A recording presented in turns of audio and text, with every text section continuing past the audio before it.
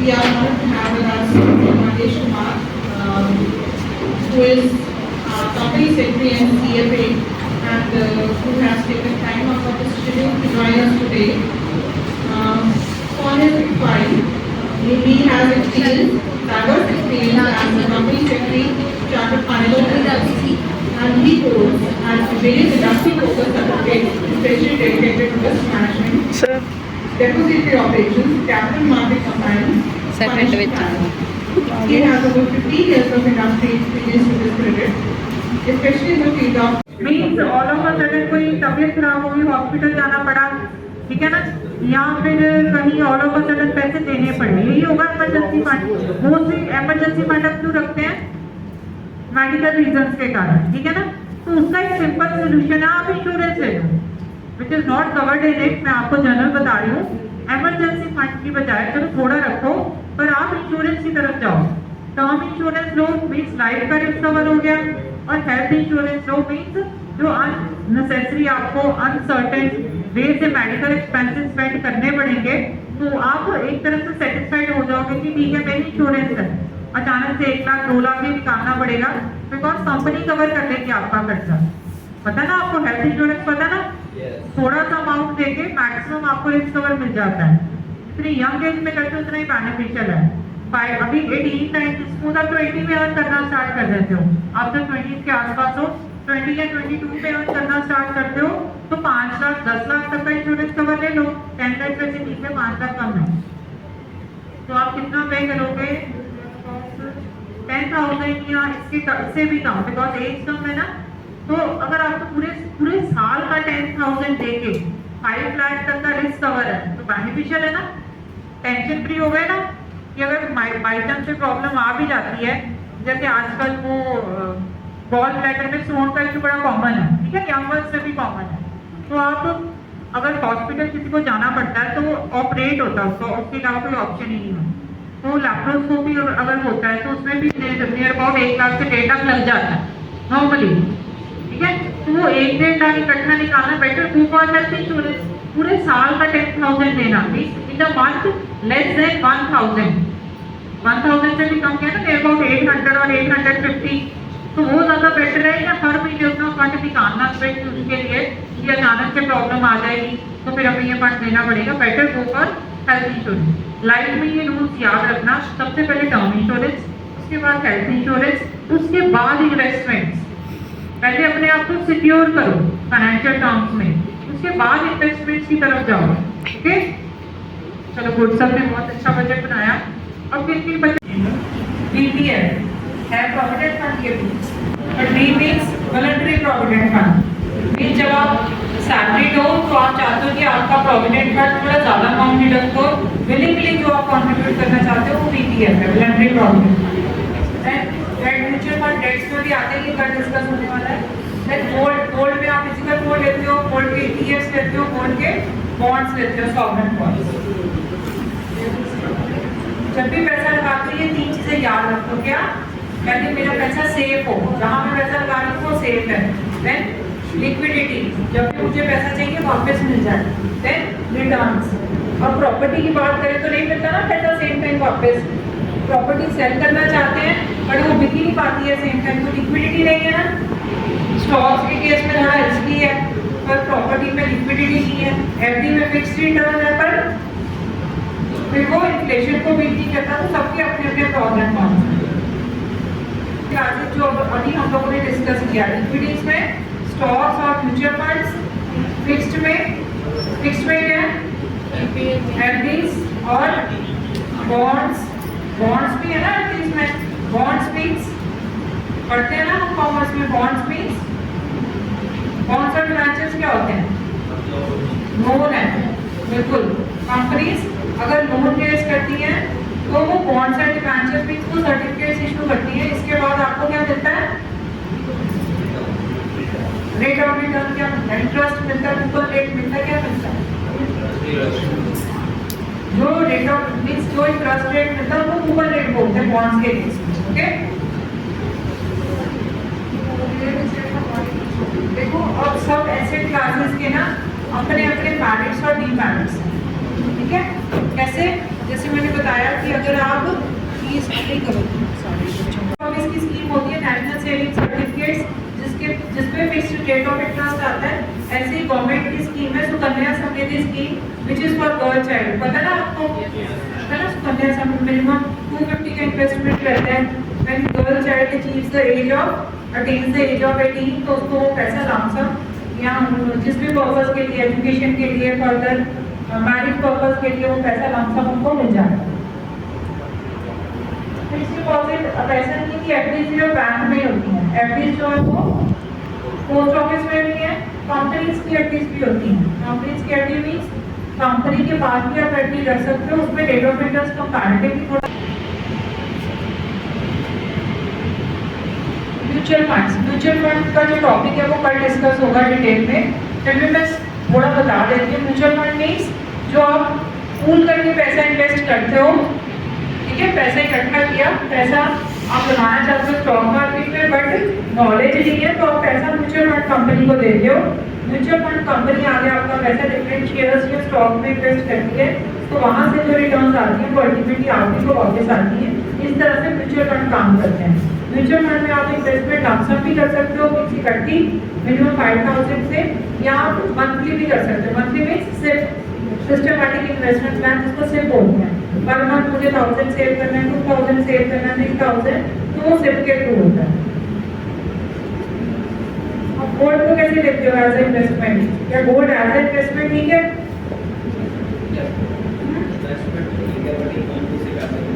But economy से पैसा निकल जाता है। ओके, और पेपर गोल्ड, ओके, जैसे सॉवरेन गोल्ड बॉन्ड्स हैं। देखो गोल्ड के केस में अगर आप फिजिकल गोल्ड बाय करते हो तो लेटर ऑन जो है, अगर आपने उसको इन्वेस्टमेंट पर्पस के लिए किया, और जो मेजॉरिटी ऑफ द केसेस में रहता है विमेन के केस में कि गोल्ड की ज्वेलरी बाय कर ली, आप उसको एज ए इन्वेस्टमेंट लेके चलते हो तो उसमें रिटर्न्स आपकी कम है। रीजन, जब आप उसको सेल करने जाते हो तो मेकिंग चार्जेस भी कटते हैं, क्योंकि वो लेबर चार्जेस, पॉलिश चार्जेस, और गोल्ड के केस में ना हमेशा सामने वाला क्वेश्चन मार्क ही देता है कि ये प्योरिटी इतनी नहीं है, इसकी प्योरिटी कम है, तो उसका वैल्यू कम हो जाता है। हम सोचते हैं कि गोल्ड जो मेरा 1.5 लाख का बिक जाएगा, तो प्रैक्टिकली जब गए तो हाथ में 120 आता है। तो एज ए इन्वेस्टमेंट आप दूसरी को लेके नहीं चल सकते। दूसरा उसको सेव करना, बचा के रखना, सिक्योरिटी पर्पस, वो भी टफ है ना। लॉकर में रखोगे, ठीक है, बैंक पे आप जा नहीं सकते तो पर्पस सॉल्व नहीं होता। गोल्ड में भी आप इन्वेस्टमेंट चाहते हो तो गोल्ड के सॉवरेन गोल्ड बॉन्ड्स हैं, गोल्ड के ETFs हैं, तो उसमें आप अपना इन्वेस्टमेंट कर सकते हो। चलिए अब एक क्वेश्चन आपके लिए। What is difference between investment and trading? Stock market के बारे में बताओ। बड़े लोग को चाहिए स्टॉक मार्केट पढ़ी हुई। What is difference? Track कीजिए। What is the stock market? What is difference between investment and trading? Trading से investment नहीं करना, ठीक है? ये शेयर परचेज करते थे शाम को बस सेल करते थे कुछ और पीरियड दे दिया करते शेयर परचेज करते ओके, इन्वेस्टमेंट में आपको लॉन्ग टर्म के लिए ना बाय करके रखते और इसके अलावा किसी नाम की अच्छा अच्छी कई चीज़ है दोनों इन्वेस्टमेंट अच्छी है, लेकिन फिर भी दूसरी कहते हैं इन्वेस्टमेंट केड़े इन्वेस्टमेंट अच्छी है इसको बाकी सारे ट्रेडिंग में लाओ हैंड नीचे करो इन्वेस्टमेंट आ ट्रेडिंग वाले हैंड रेज करो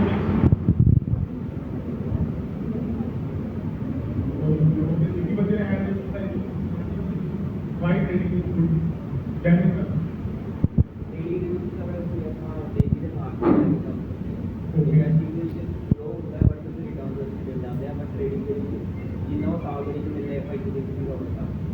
ओके इस करके ट्रेडिंग अच्छी है इन्वेस्टमेंट अच्छी है रिस्की है बट अच्छी है बट रिस्की ना मतलब ये कि अगर इस साल में तो हम पूरे साल की कमाई राइट ठीक है बट एक दिन में तो एक साल की कमाई जा नहीं सकते राइट सेबी ने थोड़ी देर पहले हमने रिसर्च की इधर ये मिला कि 90 95% ਜਿਹੜੇ ਲੋਕ ਟ੍ਰੇਡਿੰਗ ਕਰਦੇ ਨੇ ਜ਼ਿਆਦਾ ਰਿਸਕੀ ਪ੍ਰੋਡਕਟਸ ਡੈਰੀਵੇਟਿਵਸ ਜਾਂ ਹੋਰ ਕੋਈ ਰਿਸਕੀ ਪ੍ਰੋਡਕਟਸ ਕਮੋਡਿਟੀ ਤੋਂ 95+% ਹੈ ਜਿਹੜੇ ਪਰਸਨ ਲਾਸ ਦੇ ਵਿੱਚ ਲਾਸ ਹੀ ਹੁੰਦਾ ਪ੍ਰੋਫਿਟ ਕਾਫੀ ਮੈਂ ਹੈਗਾ ਨਾ ਪਤਾ ਅਲੋ ਇੱਕ ਦੋ ਐਕਟੀਵਿਟੀਜ਼ ਕਰਵਾਈਆਂ ਹੋਣਗੀਆਂ ਠੀਕ ਹੈ ਜੀ ਅੱਜ ਵੀ ਪਾਰਟਿਸਿਪੇਟ ਕਰੋਗੇ राइट सो पर्पस इस वर्कशॉप का ये है कि हम अर्ली स्टेज से ये दसना कि मनी की मैनेजमेंट थोड़े बहुत कैरियर के भी काफी ऑप्शंस होंगे इस फील्ड में शायद कुछ बच्चों को एक सेक्टर के बारे में नहीं पता जो ग्रेजुएशन कर रहे हैं यहाँ तक दो सब्जेक्ट करते हैं या तो बाहर जाना या जेडे बच्चे ने कॉमर्स के सीखा उन्हें बैंक में जॉब राइट तीसरी ऑप्शन नहीं पता उसके लिए भी है ओवर सप्लाई बैंकिंग सेक्टर में वो ओवर सप्लाई हर बंदा बैंक के चला जाता कोई बैंक के एग्जाम कर रहे ओपनिंग है कि 1000 रुपये से एग्जाम दे रहे 25 लाख देखा अगर गाइस ओवर सप्लाई इसके साथ 4 साल का एग्जाम नहीं कर रहा प्रॉब्लम नहीं है बच्चा ऑप्शन नहीं पता जब दिखाना ना जाने कि रेस्टोरेंट में या किसी भी जगह पे उससे 500 रुपये खर्चा राइट कितना बजट है सारी इसका वैल्यू जान के साथ में सारा पड़ेगा कि हैगा चाहे आपका रोड साइड में यही होना चाहिए मेरे मैंने चेक करते नहीं करते बट ये अगर कहानी अगला पर्सन भी तो उसका ओके चलिए करके ਹੁਣ ਮੈਨੂੰ ਇਨਵੈਸਟਮੈਂਟ ਦੀ ਅਗਰ ਆਪਾਂ ਗੱਲ ਕਰਦੇ ਟ੍ਰੇਡਿੰਗ ਐਂਡ ਇਨਵੈਸਟਮੈਂਟ ਦੀ ਗੱਲ ਤੁਹਾਡੇ ਪੇਰੈਂਟਸ ਪਿਛਲੇ 20 ਸਾਲ ਤੋਂ ਤੁਹਾਡੇ ਕੀ ਕਰ ਰਹੇ ਨੇ ਇਨਵੈਸਟਮੈਂਟ ਕਰਦੇ ਨਾ ਤੁਹਾਡੇ ਤਾਂ ਕਿ ਲੌਂਗ ਟਰਮ ਉਹਦੇ ਲੌਂਗ ਟਰਮ ਬੈਨੀਫਿਟ ਕੀ ਨੇ ਤੁਹਾਡੇ ਪੇਰੈਂਟਸ ਤੁਹਾਨੂੰ 20 ਸਾਲ ਤੋਂ ਪਿਛਲੇ ਤੋਂ 20 ਜਾਂ 20 ਤੋਂ ਜ਼ਿਆਦਾ ਵੀ ਹੋ ਸਕਦੇ ਨੇ ਕਿ ਤੁਹਾਡੇ ਇਨਵੈਸਟਮੈਂਟ ਕਰ ਰਹੇ ਨੇ ਤੁਹਾਡੀ ਪੜ੍ਹਾਈ ਦਾ ਖਰਚਾ ਕਰ ਰਹੇ ਨੇ ਤੁਹਾਡੇ ਟੀਚਰਸ ਇਨਵੈਸਟਮੈਂਟ ਕਰ ਰਹੇ ਨੇ ਆਪਣਾ ਟਾਈਮ ਆਪਣੇ ਐਫਰਟਸ ਹੁਣ ਅਗਰ ਇਹਨੂੰ ਆਪਾਂ ਟ੍ਰੇਡਿੰਗ ਦੀ ਗੱਲ ਕਰੀਏ ਪੇਰੈਂਟਸ ਬੱਚਾ ਨੂੰ ਕਾਫੀ ਲੱਗਾ that is called short benefit trading बहुत बड़ी चीज है trading बहुत ज़्यादा रिस्की और सही रिवॉर्ड देना है इन्वेस्टमेंट अच्छी इन्वेस्टमेंट वैल्यू इन्वेस्टमेंट अच्छी जगह पे इन्वेस्ट करो मल्टीपल ऑप्शन तो बच्चियों की इन्वेस्टमेंट और सब लोग बड़ी जो पावर है इन्वेस्टमेंट की वो that is a compound compound understand करते हैं व्हाट इज कंपाउंड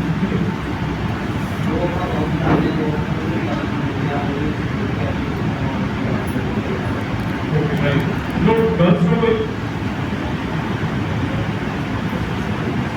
कोई किसी कॉमर्स से पढ़ा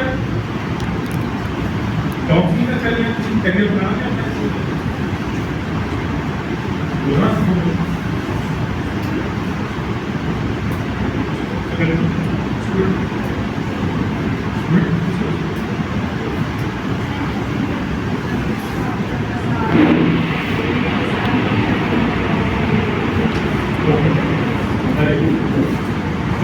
छोटी एग्जाम्पल देना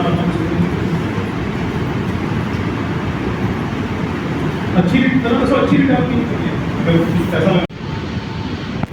yes anyone address dot com लिखे वो इधर ऊपर लगेगा यस लिखना मेरी एक ही ऊपर लगेगी ਤੁਹਾਡੇ ਇਧਰੋਂ ਵੀ ਕੌਣ ਵੀ ਤੁਹਾਡੇ ਤੋਂ ਕੌਣ ਸੀ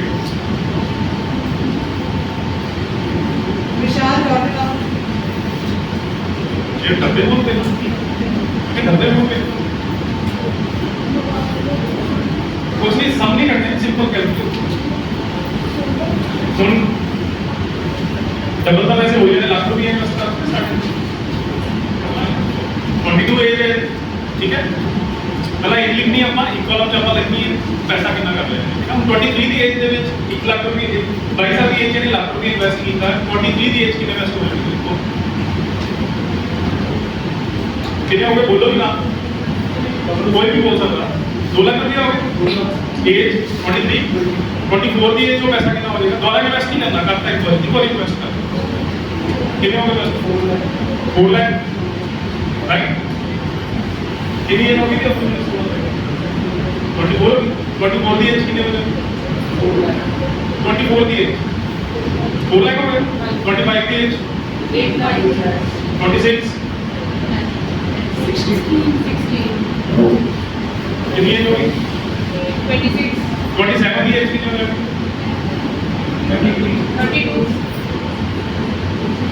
27 एज 28 64 लिखना बंद करता हूँ कितने कोई कैलकुलेशन देगा 64 है एज की 28 29 एज होगी चलो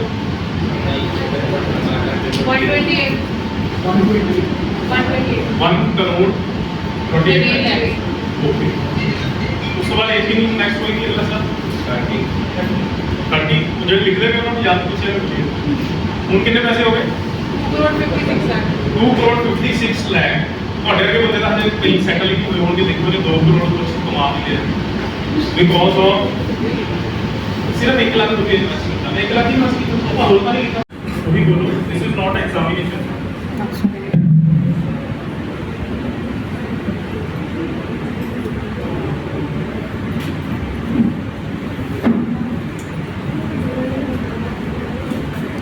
Anyone from boys? हाँ जी आप बताओ लड़कों में what is primary market Vishal, what is primary market?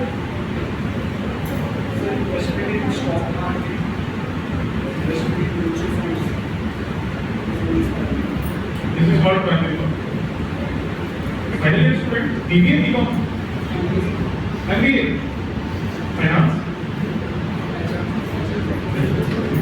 Good by finance तो पढ़ेगा उसको पहले नहीं था कि एमबीए का बीकॉम देखो लुधियाना बड़े लगे हैं कि स्टॉक एक्सचेंज की तरह काफी बड़ी है स्टॉक एक्सचेंज लुधियाना में काफी अपॉर्चुनिटीज है ਅਸੀਂ ਕਾਫੀ ਐਸਐਮਈ ਆਈਪੀਓਸ ਲਾਂਚ ਕੀਤੇ ਨੇ ਇੱਕ ਆਈਪੀਓ ਦਿੱਲੀ ਤੋਂ ਆਈਪੀਓਸ ਤੁਸੀਂ ਦੇਖਿਆ ਹੋਣਾ ਉਸ ਤੋਂ ਬਾਅਦ ਐਸਐਮਈ ਆਈਪੀਓ ਸਮਾਲ ਐਂਟਰਪ੍ਰਾਈਜ਼ਸ ਜਿਹੜੇ ਉਹਨਾਂ ਦੇ ਆਈਪੀਓਸ ਅੱਜ ਕੱਲ੍ਹ ਲਾਂਚ ਹੋਣੇ ਨੇ ਇਸ ਤੋਂ ਬਾਅਦ ਹੁਣ ਨੈਕਸਟ ਜਿਹੜੇ ਐਨਜੀਓਸ ਵਗੈਰਾ ਨੇ ਅੱਛੇ ਐਨਜੀਓਸ ਆਈ ਥਿੰਕ ਤੁਹਾਡੇ ਆਰਗੇਨਾਈਜੇਸ਼ਨ ਵੀ ਟਰਸਟੀ ਚਲਾ ਰਹੀ ਹੈ ਇਹਨਾਂ ਨੂੰ ਵੀ ਆਪਸ਼ਨ ਦਿੱਤੀ ਜਾ ਰਹੀ ਹੈ ਕਿ ਸੋਸ਼ਲ ਸਟਾਕ ਐਕਸਚੇਂਜ ਦੇ ਥਰੂ ਫੰਡ ਰੇਜ਼ ਕਰ ਸਕਦੇ गेम है पैसे ਦੀ फंडरेजिंग किसी भी ऑर्गेनाइजेशन को अगर चलाना है तो की चाहिए उधर पैसा ही चाहिए किसी भी इकोनॉमी को ਤੁਸੀਂ चलाना है मनी फ्लो किसी भी गवर्नमेंट को चलाना है ਤੁਸੀਂ मनी फ्लो सो कोई भी कंट्री ऑर्गेनाइजेशन पूरे वर्ल्ड में चले जाओ मनी ਦੇ ਉੱਤੇ ਹੀ ਬੇਸ ਅਗਰ ਪੈਸਾ ਆਏਗਾ ਤੇ ਉਹ ਆਪਣੇ ਪੈਸੇ ਨੂੰ ਸਹੀ ਜਗ੍ਹਾ ਤੇ ਯੂਟਿਲਾਈਜ਼ ਕਰਨਗੇ ਪ੍ਰੋਡਕਟਸ ਬਣਾਉਣਗੇ ਤੇ पैसे के नाल रिटर्न जनरेट करके वही इन्वेस्टमेंट वापस करती ਉਹਦੇ ਨਾਲ इकोनॉमी ग्रोथ करेगी राइट बिजनेस ही टैक्स देता बिजनेस ही ਤੁਹਾਨੂੰ ਜੌਬ ਦਿੰਦਾ ਜਿਹਦੇ ਕਰਕੇ ਤੁਸੀਂ ਟੈਕਸ ਦੇ ਪਾਉਂਦੇ ਸੋ ਬਿਜ਼ਨਸ ਰਨ ਕਰਨ ਲਈ ਚਾਹੀਦਾ ਪੈਸਾ ਔਰ ਕੈਪੀਟਲ ਮਾਰਕੀਟ ਬਿਜ਼ਨੈਸਿਸ ਨੂੰ ਫੰਡ ਰੇਜ਼ ਕਰਨ ਇਮੈਂਸਲੀ ਹੈਲਪ ਕਰ this is the main purpose of capital market for the corporates for the economy इस करके हर जगह पे कैपिटल मार्केट को बहुत अग्रेसिवली ट्रांसपेरेंट मनी ਜਿਹੜੀ ਹੈ ਰੇਜ਼ ਕੀਤੀ ਜਾਂਦੀ ਹੈ ਪਹਿਲਾਂ ਦਾ ਟਾਈਮ ਸੀਗਾ ਤੁਸੀਂ ਸਕੈਮਸ ਕਾਫੀ ਸੁਣੇ ਹੋਣੇ ਸਕੈਮ ਹੁੰਦੇ ਅੱਜ ਕੱਲ੍ਹ ਦਾ ਟਾਈਮ ਬਹੁਤ ਚੇਂਜ ਹੋ ਗਿਆ ਟੈਕਨੋਲੋਜੀ ਐਡਵਾਂਸਮੈਂਟ ਕਰਕੇ ਬਹੁਤ ਜ਼ਿਆਦਾ ਟ੍ਰਾਂਸਪੇਰੈਂਸੀ ਆ ਗਈ ਹੈ and there is a very much powerful regulator in India which is Indian capital market को रेगुलेट कौन करता है सेबी राइट इस साइड पे SEBI Yes, sir. so what is the full form of SEBI yes Securities and Exchange Board of India is very much powerful organization even ਜਿਹੜੇ banks ਦੀ ਅੱਜ ਦੀ date ਦੇ ਵਿੱਚ ਇਨਵੈਸਟਮੈਂਟਸ ਪ੍ਰੋਵਾਈਡ ਕਰਦੇ ਨੇ ਇਨਵੈਸਟਮੈਂਟਸ ਦੇ ਵਿੱਚ ਹੈਲਪ ਕਰਦੇ ਨੇ ਬੱਚਾ ਕੋਈ ਫੋਕਸ ਕਰ ਰਿਹਾ ਹੈ तो चारों एंगल से लेके चारों एंगल से वीडियो 1 मिनट की बस ज्यादा वीडियो जस्ट 1 मिनट हम एक्टिविटी की ना ਤੁਸੀਂ हां ना तो जवाब नहीं देते नाम से क्लियर हो रहा है give a general answer बच्चे प्राइवेट aggressive investors नाम से क्लियर हो moderate investors and conservative aggressive investor कौन से होंगे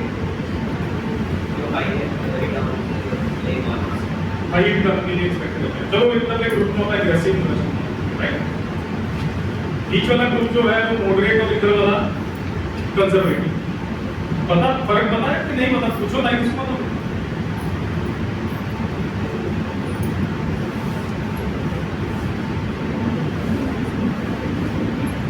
एक्टिविटी कितना दी? चलो एनीवेज मैं अब एक्सप्लेन ही कर देते हैं।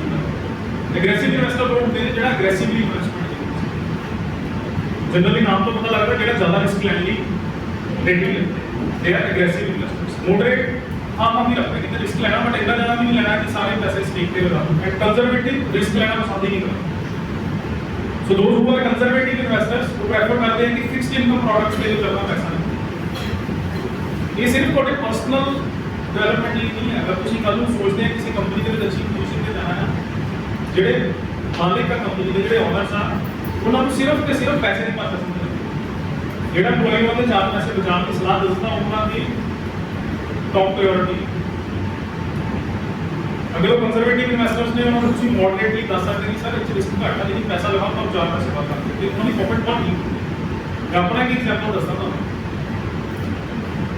किसी कंपनी के प्रमोटर से अराउंड 200 करोड़ रुपीस उन्होंने